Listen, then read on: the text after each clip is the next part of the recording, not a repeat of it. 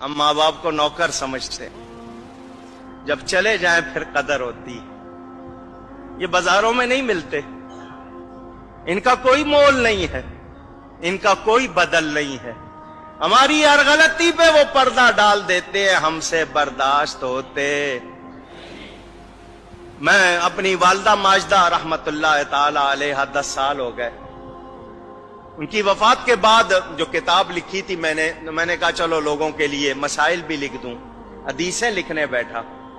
پہلی مرتبہ اس موقع پہ میں نے وہ حدیث پڑھی، اتفاق سے اس سے پہلے میری نظر سے نہیں گزری تھی.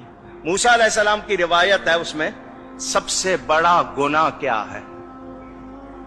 سب سے بڑا ہم سمجھتے ہیں کسی کو قتل کر دینا، غیبت کر دینا، زنا کر لینا، شراب پی لینا ہے، ہم تو اس کو سمجھتے ہیں. اس حدیث میں تھا سب سے بڑا گناہ یہ ہے ماں باپ بلائیں اور میں کہہ دوں میرے پاس ٹائم نہیں ہے. یہ سب سے بڑا گناہ. اور ہم نے یہ کتنی بار کیا ہوگا؟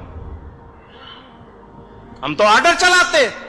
ماں کو کہہ دیں گے صبح اتنے بجے مجھے ناشتہ چاہیے، میرے کپڑے چاہیے، میرے دوست آ رہے ہیں، یہ پکڑنا چاہیے. ماں یہ نوکر ہے. اگر باپ آپ کی کو کرے تو آپ کہتے تو نے کیا کیا؟ تیرے باپ نے بھی تو تیرے ساتھ کیا تھا. یوں آگے بات کرتے.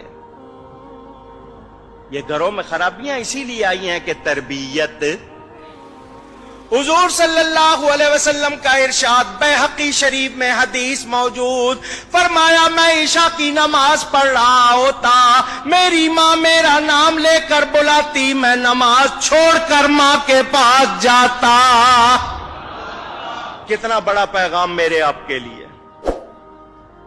موسیٰ علیہ السلام مزاج میں تیزی تھی، اونچی بول لیتے تھے.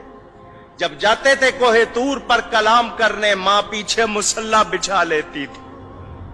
یا اللہ میرے موسیٰ کے مزاج میں تیزی ہے، بات کرتے ہوئے آواز اونچی ہو جائے تو معاف کر دینا.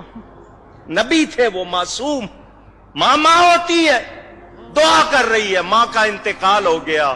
موسیٰ علیہ السلام طور پر گئے، غیب سے آواز آئی آج ذرا ہوش سے بات کرنا، پیچھے دعا کرنے والی نہیں بیٹھی. اب پہچانو